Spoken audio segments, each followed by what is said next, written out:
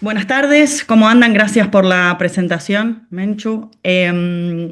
Como bien lo tituló Menchu, mi TFM se basa en el deseo sexual y convivencia, ¿sí? Es una exploración en personas con vulva, socializadas como mujeres, heterosexuales, monógamas, sin descendencia y convivientes de hace 5 años o más. Bueno, bien.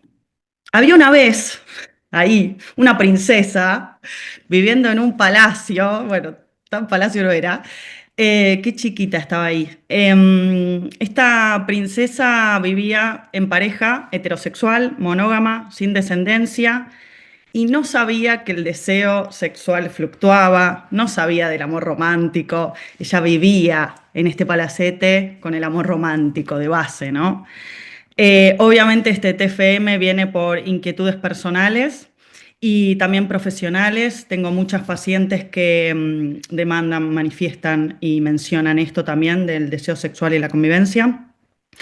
Y conversaciones con muchas amistades en las cuales he escuchado que han dicho que tengo una falla personal, algo me pasa, no puede ser que viviendo no tenga deseo sexual. Antes que nada, quiero decir que este trabajo no pretende para nada patologizar el deseo ni reducirlo a un problema clínico, sino más bien lo que quiero es invitarlas, digamos, a asumir la responsabilidad de nuestro deseo, principalmente, ¿sí? Por lo tanto, el objetivo general de mi trabajo era explorar cómo se experimenta el deseo en estas personas, ¿sí? Con vulva, socializadas como mujeres, voy a decir mujeres ahora, ¿sí? Y los objetivos específicos fueron identificar cambios percibidos en el deseo sexual individual y en el deseo sexual hacia la pareja, ¿sí? Por otro lado, comparar la satisfacción antes de la convivencia, durante la convivencia o posterior, ¿no?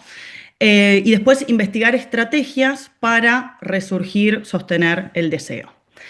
¿Qué pasa? Para mi búsqueda de estas personas con vulva socializadas como mujeres, empecé a enviar por varios grupos de WhatsApp.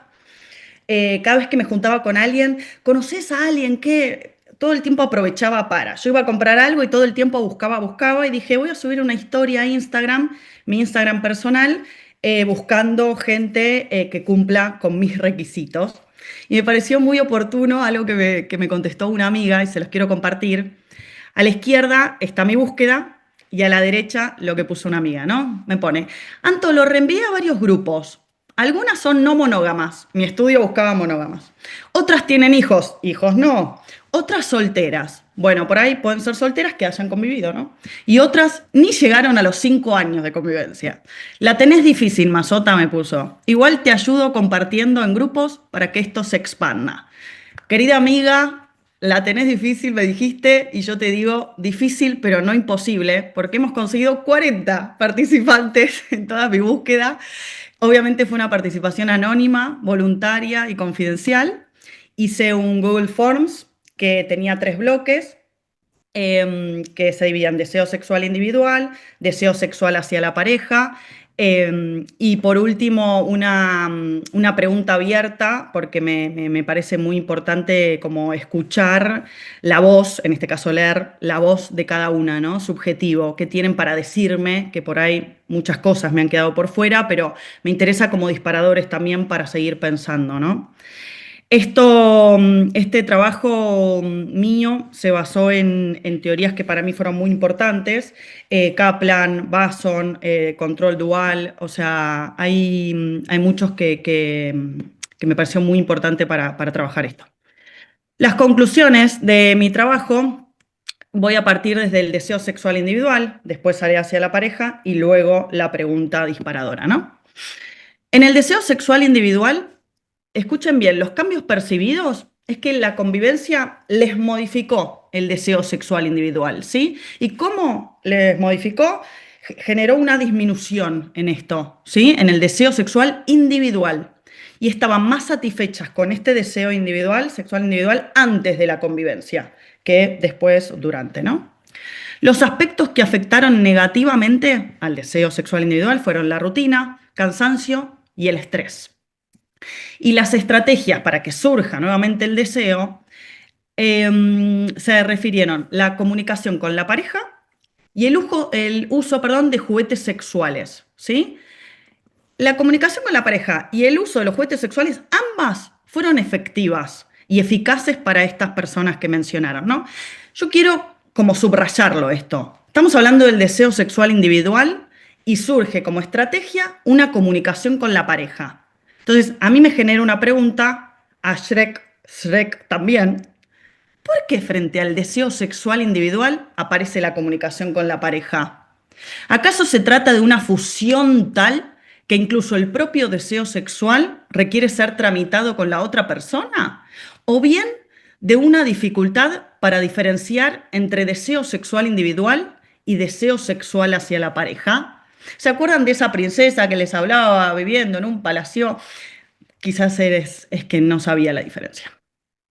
El deseo sexual hacia la pareja, los resultados en el análisis cuantitativo, fue lo mismo. Modificó el deseo sexual hacia la pareja con una disminución y estaban más satisfechas con este deseo sexual hacia la pareja antes de convivir.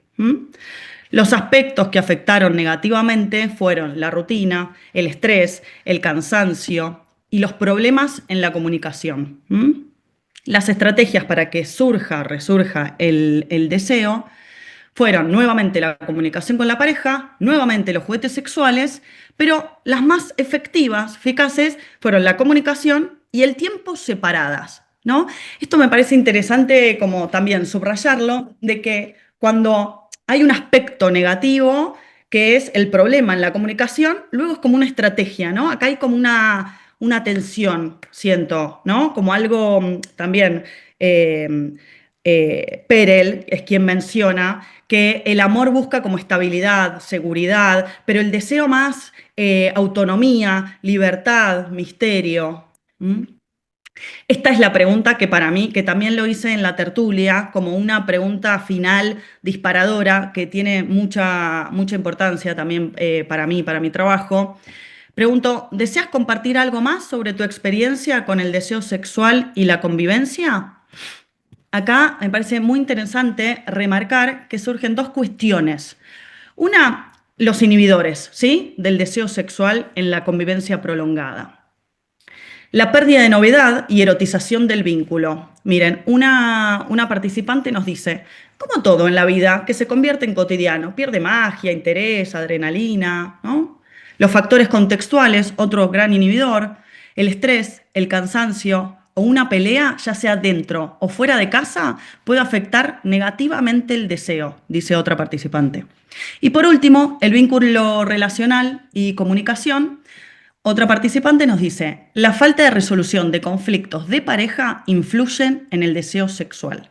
Bien, estos tres inhibidores muy marcados dialogan con toda la literatura científica, con todo lo que se ha estudiado, ¿sí? Está en la misma línea.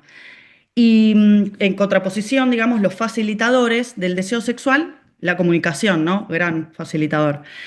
Hay una participante que dice, creo que la experiencia, la comunicación y darle el lugar y el tiempo es la clave, si priorizamos la calidad y no la cantidad.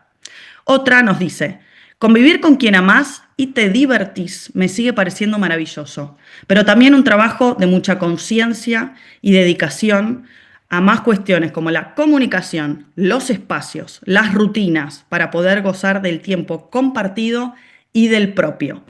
Permítanme hipotetizar que estas mujeres participantes fueron a terapia sexual o tienen un trabajo interno que es admirable. Así que gracias por haber participado, porque esto es maravilloso.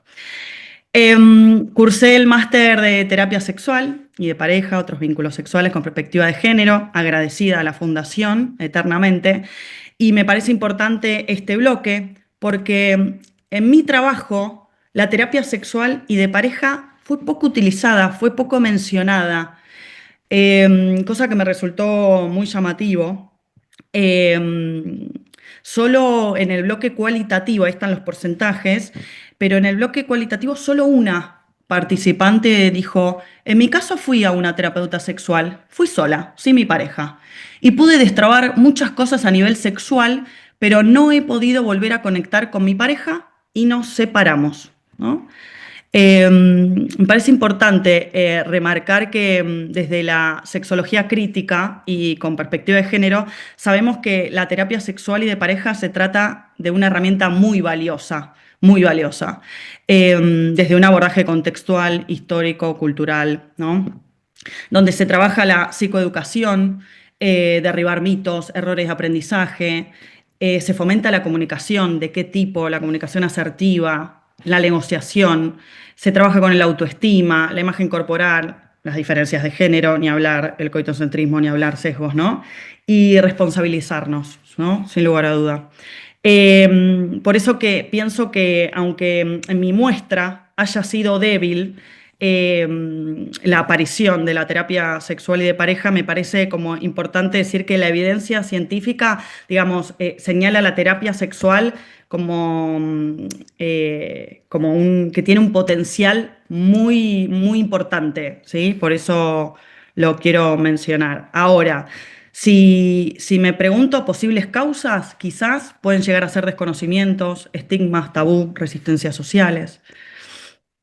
Obviamente mi trabajo tiene limitaciones, es una muestra pequeña, 40 participantes, es homogénea, no controlé algunas variables, edad, trabajo, experiencias previas, me contaron quizás en función a una convivencia, quizás tuvieron más, anticonceptivos hormonales, consumo de pornografía.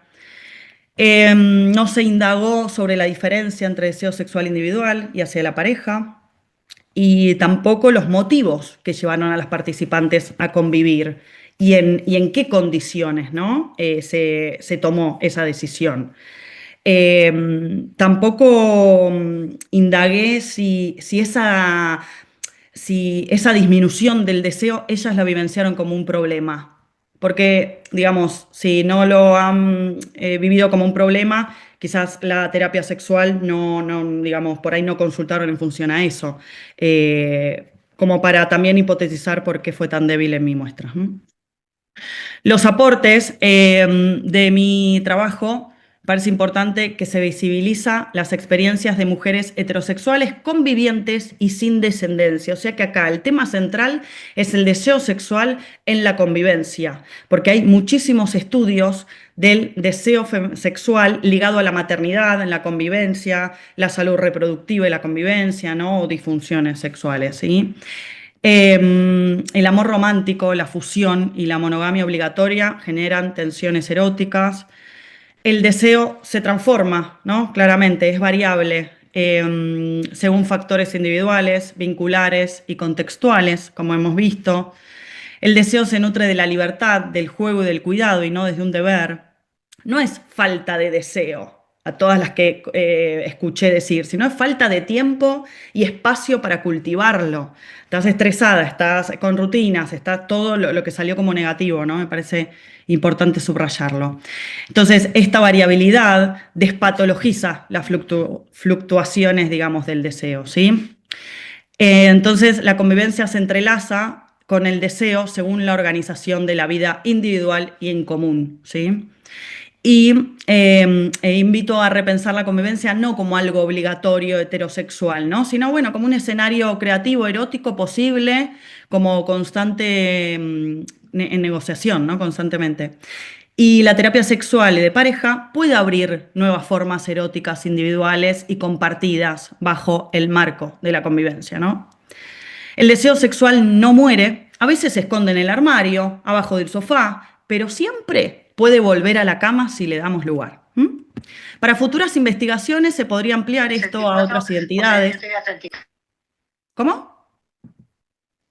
Bueno, hay una voz, escuché una Sí, voz ahí. Antonella, yo creo que se ha colado una voz. Nada, tú Ah, sigue, sin tranquila. problema. Bien, perfecto. El deseo ahí haciendo lo suyo. Podría ampliarse esto a otras identidades, orientaciones y configuraciones vinculares, pienso. También me pregunto acerca de si existen algunas rutinas que erosionen el deseo en convivencias prolongadas, ¿no? ¿Y qué significa tener una buena convivencia? ¿Para quién, no? Es tan subjetivo todo, principalmente el deseo. ¿Y qué estrategias clínicas y preventivas acompañan mejor a las parejas heterosexuales convivientes? Y planteo la importancia de difundir y legitimar la terapia sexual y de pareja con perspectiva de género. Entonces, lo que planteo también como conclusión es un camino, ¿no? En movimiento, la convivencia y el deseo, ¿no? Como yo no vengo a proponerles el modelo ideal de convivencia, sino a repensar, a reinventar, a comunicar y a jugar, ¿no? Los vínculos a lo largo del tiempo en convivencia. La convivencia entonces no la pensemos solo como una administración doméstica, ¿no? Sino como un espacio de creación individual y colectiva, con la otra persona, ¿no? En conjunto, en donde el deseo no se dé por sentado, no se dé por hecho, sino que se nutra de la sorpresa, de la diferencia, de la negociación también, por así decirlo, ¿no? Más que una fórmula definitiva, yo lo que quiero transmitir es generarnos, ¿no? La pregunta de cómo habitamos el deseo en convivencias prolongadas, ¿no? Con heterosexuales, monógamas, etcétera, ¿no? Porque el deseo, digamos, no vive de milagro. Hay que construirlo, hay que hacerse cargo, hay que responsabilizarse, ¿no? Porque vive del juego, del cuidado, de la comunicación. Y lo pienso como un poco como dice Bason, como un estado de disponibilidad, ¿no? A lo erótico, al juego, darle lugar, que en esta sociedad tan activa, tan proactiva que tenemos que estar produciendo, no damos lugar para eso, ¿no? Por lo tanto, el deseo y la convivencia la entiendo ahí, como digo, como un camino en movimiento, porque el deseo, cuando se lo cultiva, no solo convive, también baila, se ríe, se angustia, improvisa y de vez en cuando hasta lava los platos. Muchas gracias.